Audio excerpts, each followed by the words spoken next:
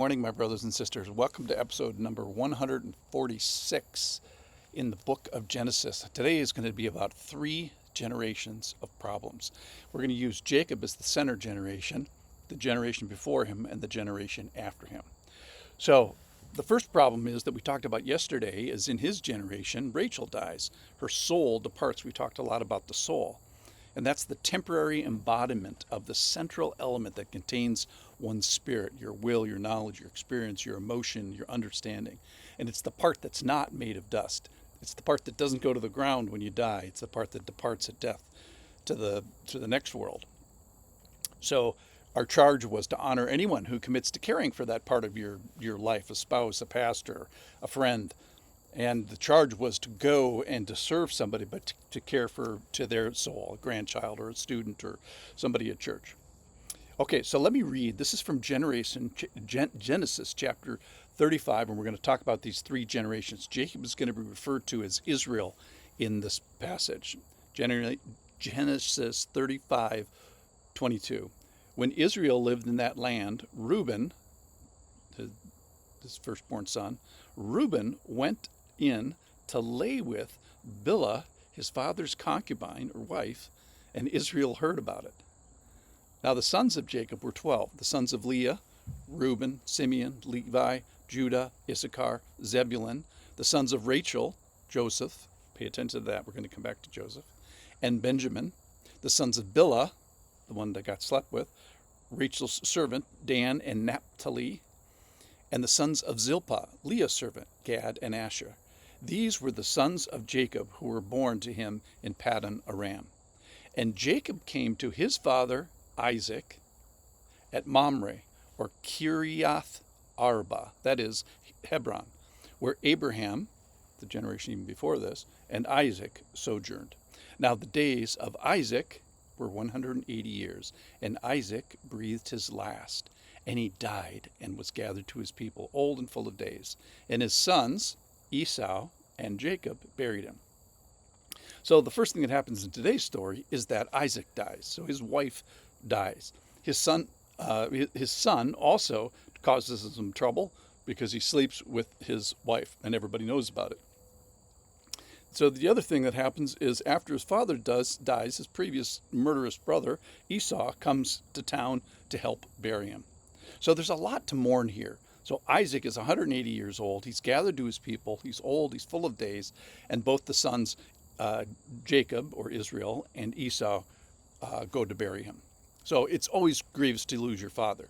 But let's talk about Reuben. So Reuben is the firstborn in that next generation after Jacob. He's the eldest, and he sleeps with his stepmother. So Jacob's son, Reuben, sleeps with one of Jacob's wives, of which he has four. And it becomes not a secret, and Jacob hears about it. So this can be seen either as an authority play. It might challenge him as father and patriarch and leader. So Reuben doesn't sleep with his own mother, which would also be bad, but he sleeps with his stepmother, which is pretty bad. Now, functionally, I'm sure Reuben thought it was going to turn out great, or wasn't thinking much about it at all, but he gets generationally demoted after this. So the sons of Reuben, so the next generation to come, are going to get some sort of an inheritance. So in 1 Chronicles 5:1 and 2, it says, the sons of Reuben, the firstborn of Israel, for he was the firstborn, so he's supposed to get a double portion. But because he defiled his father's couch, his birthright was given to the sons of Joseph, the son of Israel, so that he could not be enrolled as the oldest son. Though Judah became strong among his brothers and chief came from him, yet the birthright belonged to Joseph. So this elevates the children of Joseph, which are Manasseh and Ephraim, to kind of like son status. So when the promised land was divided up, Joseph receives 1/6 of a double portion rather than the 1/12 and his children. So Joseph kind of turns into a proxy firstborn because of this act of sin. So let's do a take-home point here. So clearly there are consequences of sleeping with people that aren't your spouse, and no one is immune to those consequences. I think that Reuben probably rues the day when this happened because he loses his birthright because of this. So I think one of the big points is every single human is not exempt from the temptation in the sexual realm. But no one is beyond asking the Lord for particular and specific help in this area. So why does the Lord give every single one of us a zipper to do well with? Well, I think it is to help draw us into himself rather than using sexual temptation to draw us away from himself. So perhaps it is to be used to push us in dependence to the arms of the Father. Lord, help me do this well. The verse that I'd like to leave you with, and if this is an area that you struggle with, I would memorize this verse. It's from 1 Corinthians chapter 10, verse 13. Therefore, let anyone who thinks he stands, it's spoken in the context of sexual temptation, by the way. Therefore, let anyone who thinks he stands take heed lest he fall. No temptation has overtaken you that is not common to man.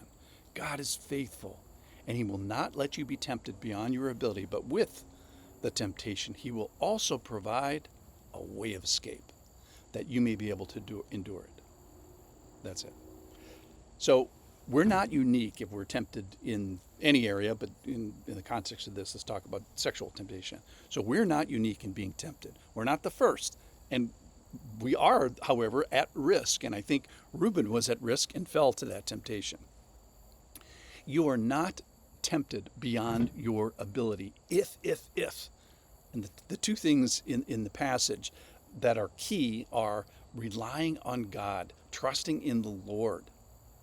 The second thing is to use that provision, and somewhere in that temptation, in every temptation you face, there is an escape hatch. There is a way out. God has provided a way of escape for every single temptation. Now, Reuben should have taken that. So my encouragement to you is in this difficult area, use the Lord's provision, use his model, use his way of escape. The passage tells us is that Reuben and you can do this area right. Thanks for listening.